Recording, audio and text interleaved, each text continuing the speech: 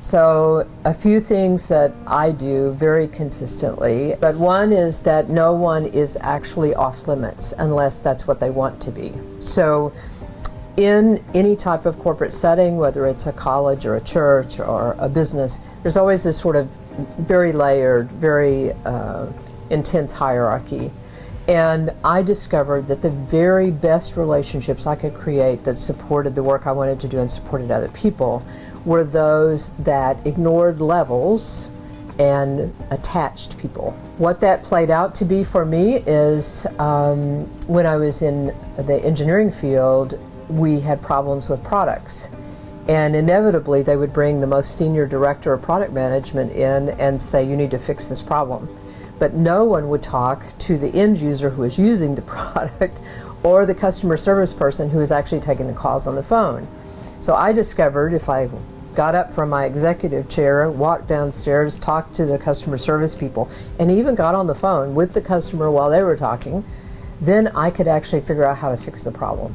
I think the second thing is I have this huge belief in both individual accountability and collective accountability to other people. So individually, if I've met you, if you're in my space, all right, then I no longer have the privilege of ignoring you.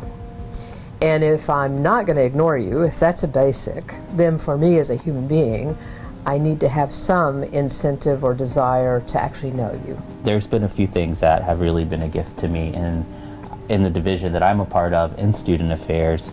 And one of those, our director of Jewish Life, Joyce Gordon, always says, we all wash the spoons around here.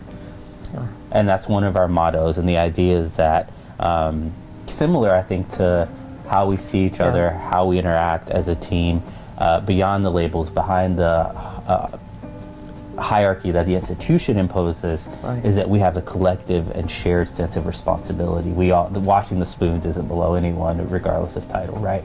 We all chip in, we all do the dishes, we all create a space together. And that's been something that I try to carry into how I work and lead. As a director, I want to be the first one taking out the trash or washing the dishes. And that servant leadership is something that's really important to me in creating that space. I also believe, and I've said this, that like progress, movement, work moves at the speed of relationships.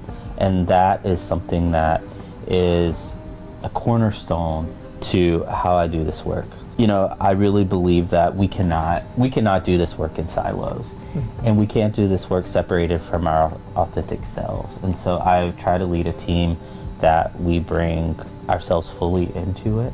Our identities are an important part of that conversation, right? There are being, professionally queer in many ways, being trans, and doing this work. We often have to provide spaces to care for others, but how do we also care for ourselves? And a big piece of that is we don't do this work as silos, and we have a space for talking about our identities, how they impact us, how they're showing up. In the world that we're operating in, there are so many of us that are currently politically and socially and culturally feeling the pressure, whether it's the attack on women's bodies, attack on reproductive rights and trans bodies and anti-trans laws. In many ways, it feels like they're coming for all of us. And if we don't do this work in coalition, if we don't find a sense of solidarity, then I don't know that we can be effective. One of the things that I often think about is how do we think about all of the identities that we hold? How do we have a common conversation? And that is a common understanding of allyship in this work, right? Allyship is not a label that you claim, and it's not really even a label that you're given. It is about action and how you show up. And I believe an expansive sense of allyship, of how we can all be allies to each other, right? All of us hold multiple identities. Many of us hold both a mix of privileged and marginalized identities.